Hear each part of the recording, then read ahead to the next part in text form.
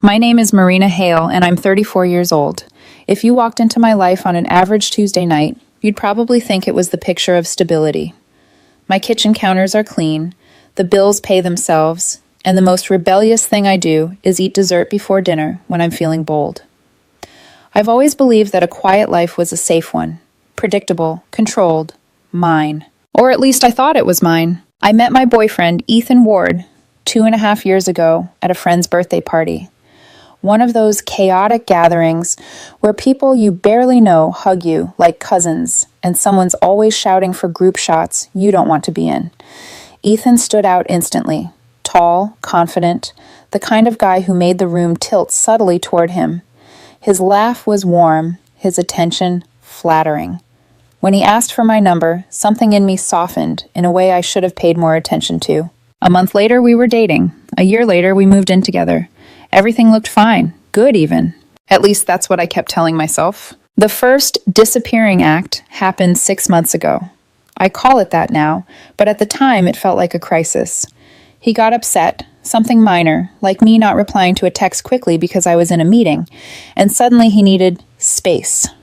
Not an hour to cool down, not an evening to breathe. Days. He turned off location sharing, silenced his phone, and vanished. I called his friends, terrified. I drove around looking for his car. I didn't sleep.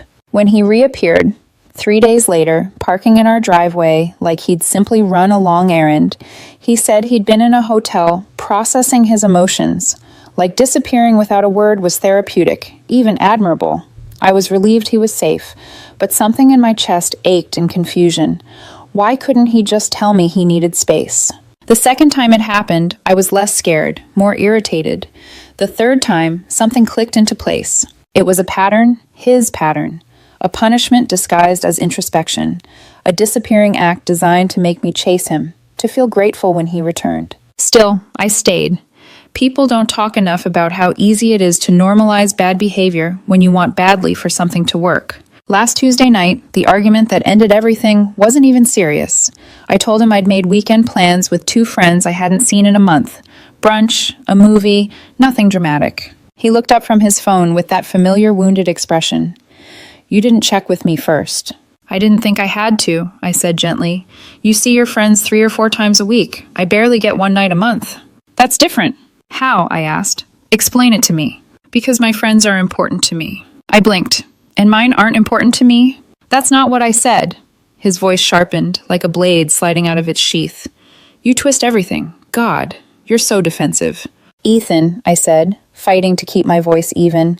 I'm allowed to make plans. I'm allowed to have friends. This isn't disrespect.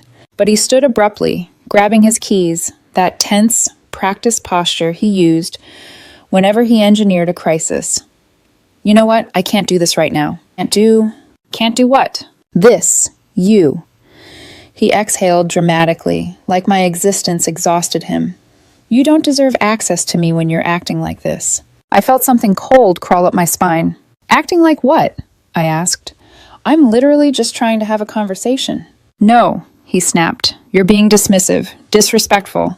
I'm disappearing for a few days. Don't try to contact me. He stood there waiting for me to panic, to apologize for a crime I hadn't committed, to beg for his presence like it was a privilege he could revoke. I'd begged before. I knew the script well, but this time something inside me shifted, quietly, cleanly, like a drawer clicking shut. I looked him in the eye and said softly, disappear longer. He froze. What? You heard me. Take all the time you want. Take forever if you need to. His face twisted. You're being an ass. Maybe, I said, but I'm done playing this game. This isn't a game. It is to you, I replied. Every time you're upset, you leave. You make me worry. You come back feeling powerful. I'm not doing it anymore. He scoffed. Fine. Don't come crying to me when you realize what you lost. He slammed the door hard enough to rattle the picture frames. The engine of his car roared. Then he was gone, leaving silence thick enough to chew. For 10 minutes, I just sat there, breathing, not crying, not panicking, just still. It felt like the first real breath I'd taken in months. Then I stood up and looked around the apartment, really looked. Everything he used, everything he wore, everything he bragged about had come from me. The watch he showed off to friends, the shoes he said made him look like a CEO. The espresso machine he swore he needed to build a morning routine. The leather jacket he wore on every date night. The bookshelf he never touched but insisted made the place look cultured. The art prints he chose but never paid for. The jewelry he gave his mother for her birthday that I had actually bought. It hit me then. Every gift, every sacrifice, every piece of myself I'd quietly handed over while he held affection just out of reach. I pulled out my phone and ordered a dozen moving boxes. Same-day delivery. If he wanted to disappear, fine. But this time, I wasn't the one left with the emptiness. This time, I would make something disappear. The boxes arrived 3 hours later, stacked like blank decisions outside my door. The delivery guy raised an eyebrow when I signed. Big move? Something like that, I said. When the door closed behind me, the apartment felt smaller, crowded by the weight of everything I'd been pretending not to see. I dragged the first box into the living room and opened the closet. The espresso machine went in first. I'd bought it for his birthday after he spent weeks sending me videos of morning routines and saying he'd be more productive if only he had the right tools. I packed the milk frother, the expensive beans, the scale he never learned to use, took a photo of the machine inside the box before sealing it with tape. Next came the leather jacket, another photo. The designer sneakers, photo. The watch, photo. The cologne he insisted made him smell expensive, photo. Once I started, I couldn't stop. Every item had a story, a tiny cut I hadn't noticed bleeding because it was easier to call it love. The bookshelf I'd assembled by myself while he supervised from the couch. The stack of hardcovers he'd never opened, but liked to have in the background of his selfies. The gaming console he needed for stress relief, even though it mostly relieved him of responsibility. I took pictures of everything. Not out of spite, not because I intended to post them or shove them in his face. I needed a record for myself. Proof that my generosity hadn't been a hallucination, that I hadn't imagined the way I'd stretched my budget, put off replacing my own worn-out shoes so he could have the brand-name ones. By midnight, the living room looked like a small shipping warehouse. Half-closed boxes, things pulled from corners I'd forgotten existed. I was exhausted, but wired. Like my body knew I was doing something irreversible. On Thursday, I took the day off work for personal reasons, which was technically true. I made coffee in a cheap old drip machine I'd kept in the back of a cabinet, sat at the table, and opened my laptop. 2.5 years of receipts waited for me in email archives and cloud folders. I searched his name, filtered by order confirmation, and watched the list populate. Gift after gift after gift. The jacket, the shoes, the watch, the hotel weekends I'd booked when he said he needed a reset, the decor he insisted we needed to make the place look like we'd made it. I opened a spreadsheet and started adding numbers. It felt clinical, detached. Every line item was a memory I didn't want to relive, so I focused on the math. $198, $76, $429, $1,200, another $80, another $210. Another $600. When I finally totaled it up, the number made my stomach drop.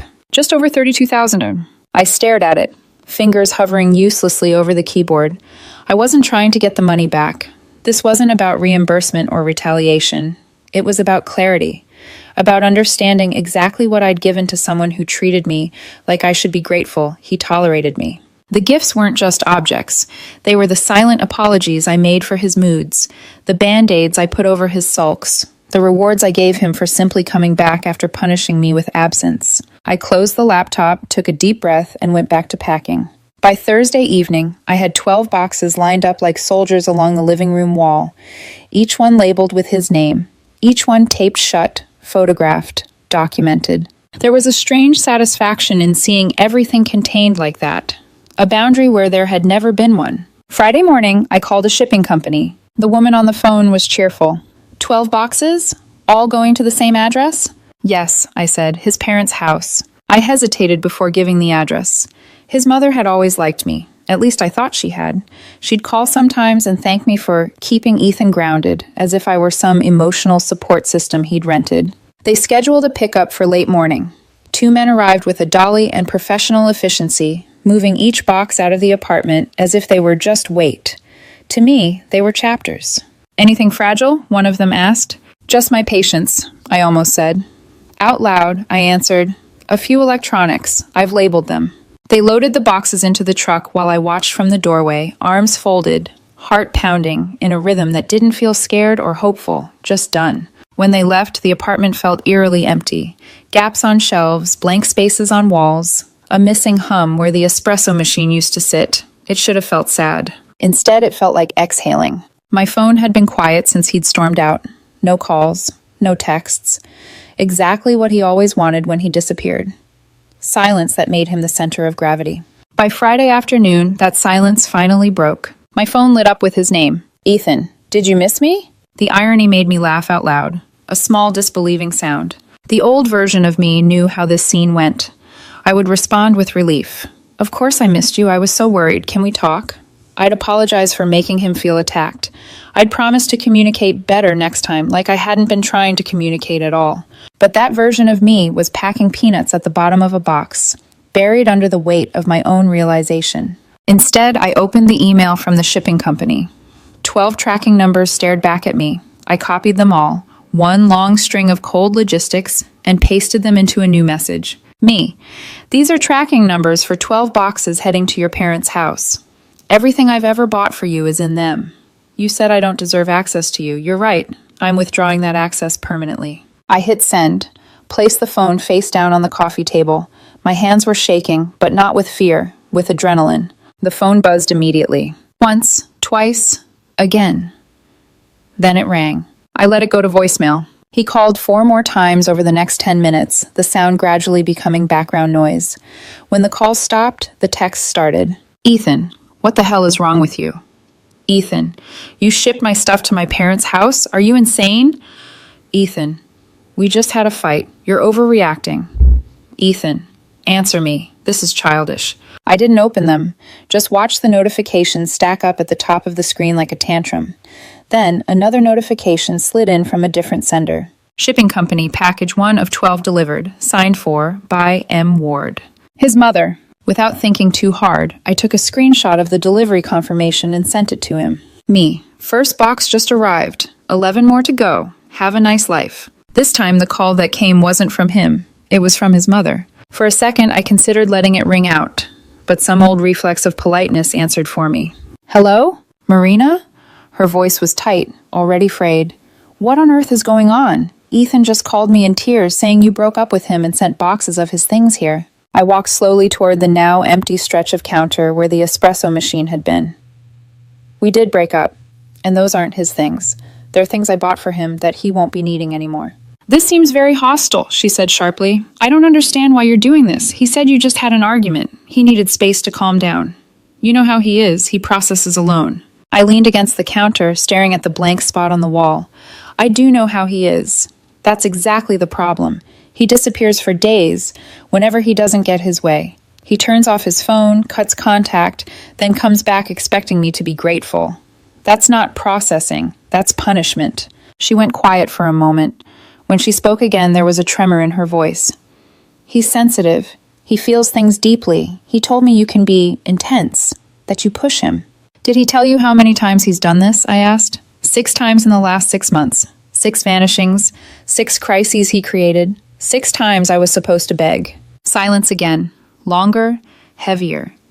I could almost hear her trying to rearrange the narrative in her head. He loves you, she said finally, but it sounded more like a wish than a statement. He told me that. He just doesn't always know how to show it. He knows how to show control, I replied. Look, I'm not asking you to take sides. I just need you to accept the boxes, that's all. She sighed. I'll keep them here, but I think you're making a mistake. I think I've been living in one, I said quietly. This is me correcting it. I ended the call before she could answer, then added her number to a mental list I hadn't yet written down, but knew I would. People I no longer owed explanations to. My phone buzzed again. Another text from Ethan sliding across the top of the screen before disappearing into unread limbo. I didn't open it. Instead, I looked around the hollowed-out apartment. For the first time since moving in, I wasn't seeing our life. I was seeing mine. And I realized I'd just taken the first real step toward living it.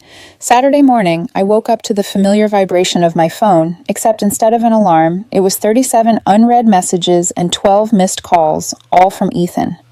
The notifications sat there like debris from a storm I no longer lived in. I didn't open a single one. Not because I was trying to punish him, not because I wanted him to feel ignored, but because I knew exactly what was inside. Anger, pleas, gaslighting, accusations, reminders of everything he'd done for me. I deleted them all without reading so he wouldn't see the read receipts. Then I blocked his number. The silence that followed didn't feel empty, it felt clean. Next came the digital unraveling, the practical part nobody talks about when relationships end, the cold, administrative dissolution of a life once intertwined. I changed my passwords first. Email, bank, streaming services, utilities. Anything he had access to, whether intentionally or because I'd once thought trust meant transparency. Then I removed him from the shared credit card. He'd never abused it, not directly, but emotional manipulation doesn't always come with dollar signs attached. I wasn't taking chances. Finally, I opened our shared folder on the cloud.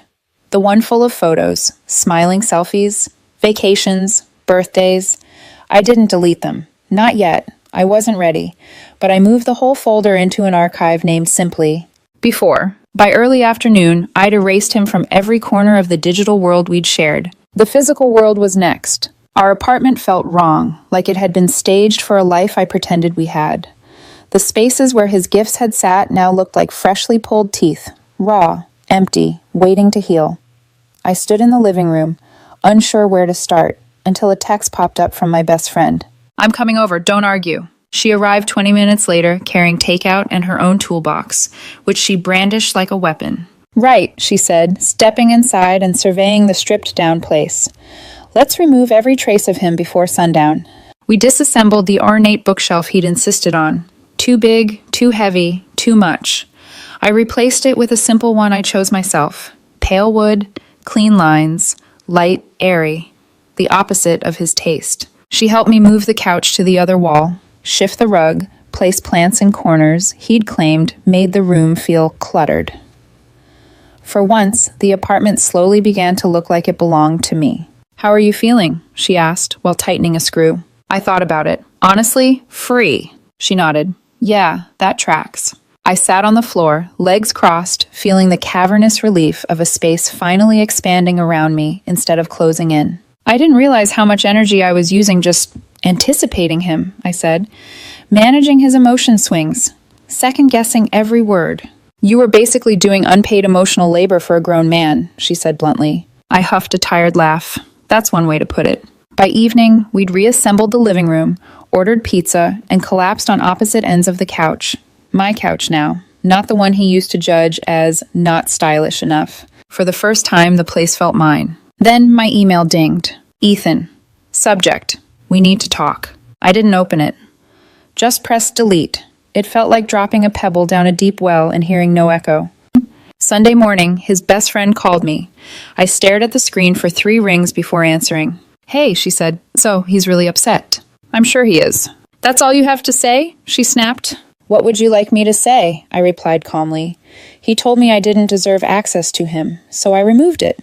"You took it too literally. He didn't mean it that way." 6 times, I said. "He didn't mean it that way 6 times. At what point am I supposed to believe him?" She sputtered. "He loves you." I exhaled softly. "He loves having someone he can control. That's not the same thing." There was a long pause, too long, and when she finally spoke, her voice had lost its edge. I don't know what to say to that." "You don't have to say anything," I said. "Just let him pick up the rest of his things from the building manager. I won't be here." She hesitated. "So that's really it?" "That's really it." When the call ended, I boxed his remaining personal items. Things he bought himself, not things I paid for. 3 boxes total. I labeled them with his name and walked them down to the building manager's office. He picked them up Monday afternoon while I was at work. When I got the text confirming the pickup, I felt a strange, quiet satisfaction. Not triumph, not revenge, just peace. That night, another email arrived. This one with the subject line, "This is cruel." I shouldn't have read it. I know that. But some part of me needed to see what story he was telling now. Inside was a sprawling message filled with familiar phrases. "After everything I've done for you. You're overreacting. You're throwing away our relationship. This isn't love. You're heartless." At the bottom, he wrote, "I hope you regret this." I read it twice. Not because it hurt, but because I was marveling at how little it affected me. Then I typed back, "You're right. This isn't love. Love doesn't manipulate. Love doesn't vanish as punishment. Love doesn't use access as leverage. Whatever we had, it wasn't love. It was me accepting crumbs and calling it a meal. I'm done. Don't contact me again. Then I blocked his email too. The next 2 weeks were startlingly quiet. I went to work. I came home. I slept deeply for the first time in months. I made plans without asking permission. I breathed without bracing for an explosion. My apartment felt bigger without the weight of someone else's entitlement. Sometimes I thought about him, not in a longing way, but in a how did I let that happen way. Healing isn't always dramatic. Sometimes it's just noticing your shoulders aren't tense anymore. One afternoon, a mutual friend invited me for coffee. She didn't waste time. He's telling people you had some kind of breakdown, she said, that you shipped all his belongings away in a manic episode. I stirred my drink. He's half right. What? I shipped everything I ever bought him. I paused, let the words settle. His belongings? I packed separately and gave back. She blinked. Okay, but why? Because he told me I didn't deserve access to him, I said, and he was right, so I withdrew it, permanently. She was quiet for a long time before saying, a few of us noticed how he treated you. But we didn't think it was our place to say anything. It's okay, I said. I'm out now. That's what matters. When we stood to leave, she hugged me and whispered, you deserve better. And for the first time, I didn't shrink inside. I believed her. 3 weeks after the breakup, I matched with someone on a dating app. I hadn't been looking. It just happened. We talked for a few days, easy, warm, no games, and met up for coffee. He was courteous, soft-spoken, and funny in a subtle way, the complete opposite of Ethan. On our second date, he asked, are you seeing anyone else? No, I said honestly. I just got out of a long relationship, though. How long ago? 3 weeks. He raised an eyebrow. That's recent. Are you over it? I smiled. The breakup was 3 weeks ago. The relationship ended a long time before that. He nodded. I get that. And strangely, beautifully, I believed he did. A month after the breakup, Ethan's mother called again. I'd forgotten to block her number. Her voice was softer this time, more tired. Marina, he's struggling. I'm sorry to hear that. Are you? She pressed. I don't wish him harm, I said. I just don't want him in my life. She exhaled shakily. He went through the boxes. He understands now what you did. Why you did it. Good. He wants to apologize, she said. Truly, he's been in therapy. I'm glad he's getting help, I replied, but that doesn't change anything for me. Can I ask you something? She hesitated. Did you even love him? I thought about it, about the gifts, the anxious waiting, the disappearing, the hope that kept shrinking inside me like a dying plant. I loved who I thought he could be, I said quietly, not who he actually was. She didn't respond, and when I hung up, I finally blocked her number too. For once, there were no second thoughts, only forward. 3 months passed quietly, almost suspiciously so. After years of emotional turbulence, the stillness felt like stepping onto solid ground after weeks at sea. My days were ordinary in a way that felt extraordinary. Wake up, work, dinner, sleep. No sudden mood swings, no walking on eggshells, no disappearing acts. Just life, my life. The man I'd been casually dating, Luke Carter, and I decided to be exclusive. It wasn't dramatic or official or marked by any grand gesture. We were sitting on a cafe patio one evening, sharing a slice of lemon cake, when he said, I don't really want to date anyone else. Do you? I looked at him, at the ease in his posture, the softness in his eyes, the lack of expectation or pressure. No, I said, I don't. He smiled, and that was it. No disappearing, no punishment, no fear masquerading as love. It felt healthy. I didn't realize how unusual that had been for me, until it wasn't. One afternoon, as I was leaving the grocery store, I spotted someone familiar near the flower buckets. Lydia, a mutual acquaintance.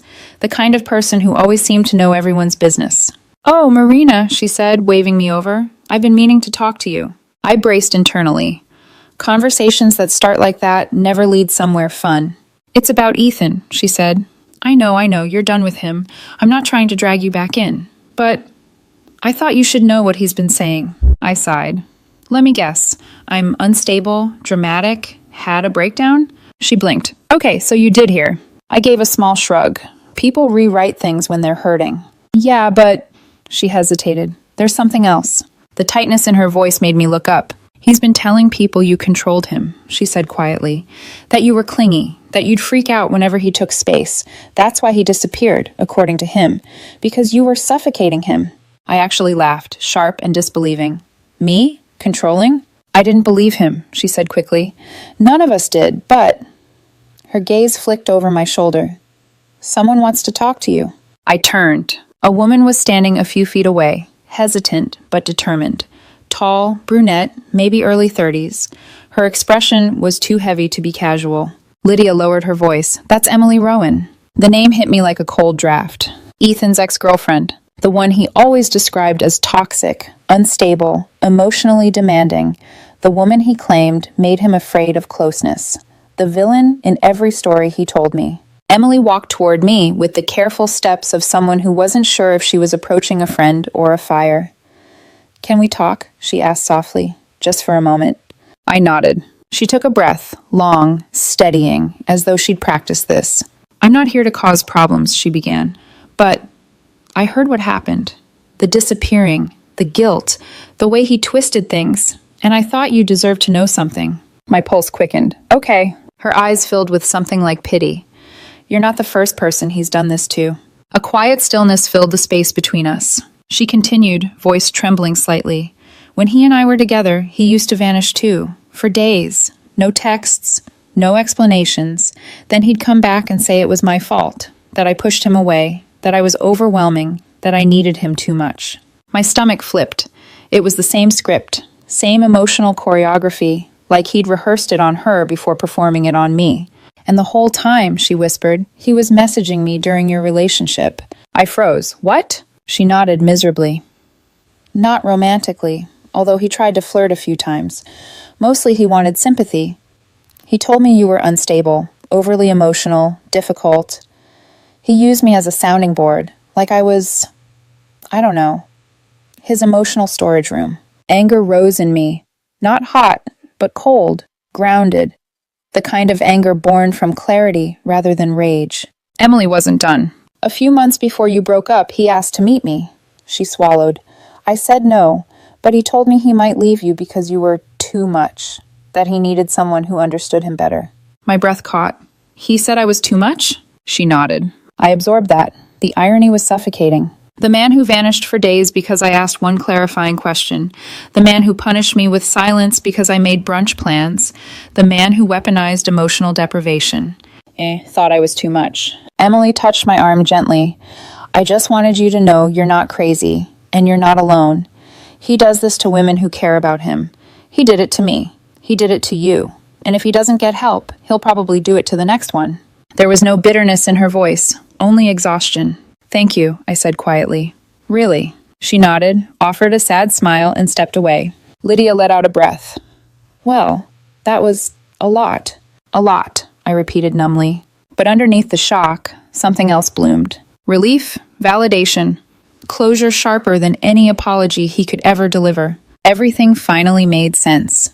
The disappearing, the blame, the emotional contortions he demanded, the way he painted every ex as a villain, every girlfriend as unreasonable. It had never been about me, or her, or anyone else. It was about control, about power, about escaping accountability by vanishing before anyone could hold him to it. For the first time, I felt the full weight of freedom, and it didn't scare me. 2 weeks later, while grabbing produce at the store, I saw him. Ethan. He froze first, then I did. His hair was a little longer, his clothes less put together. His expression flickered between hope, regret, and something like desperation. Marina, he said softly. I nodded once, calm, solid, unaffected. He opened his mouth to speak, but I was already walking away. Not hurried, not dramatic, just finished. Because closure isn't a conversation, it's a decision. Back home, I stood in my kitchen, the same kitchen that once felt like a stage for tension, now soft with warm evening light, and realized something simple and profound. It wasn't the love I had to heal from, it was the relief. The relief of no longer bracing for absence. The relief of not negotiating for peace. The relief of steady ground beneath my feet. He once told me I didn't deserve access to him. He was right. I deserved access to something far better. A life where disappearing was no longer part of the vocabulary. A life where love stayed, where love communicated, where love didn't punish. The 12 boxes I shipped? The best $32,000 lesson I'll ever pay for. Because now I know exactly what I won't